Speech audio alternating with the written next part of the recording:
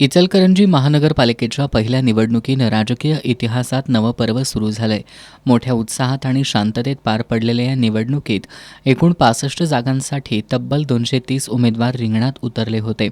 शहरातील मतदारांनी लोकशाहीच्या या उत्सवात सक्रिय सहभाग नोंदवत 69.74% इतकं लक्षणीय मतदान केलं होतं. मतदानानंतर दुसऱ्याच दिवशी निकाल जाहीर झाला आणि जनतेचा स्पष्ट कौल समोर आला.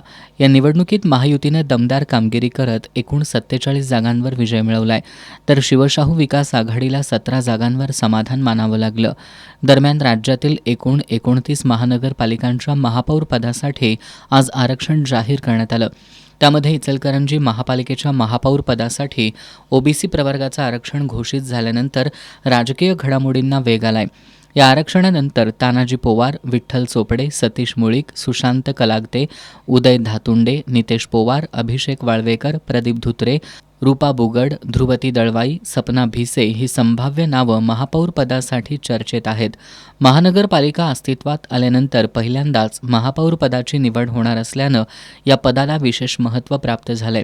शहराचा पहिला महापौर कोण होणार यावरून राजकीय वर्तुळात उत्सुकता शिगेला पोहोचली असून इचलकरंजीकरांचं लक्ष आता या ऐतिहासिक निवडीकडे लागून राहिलंय.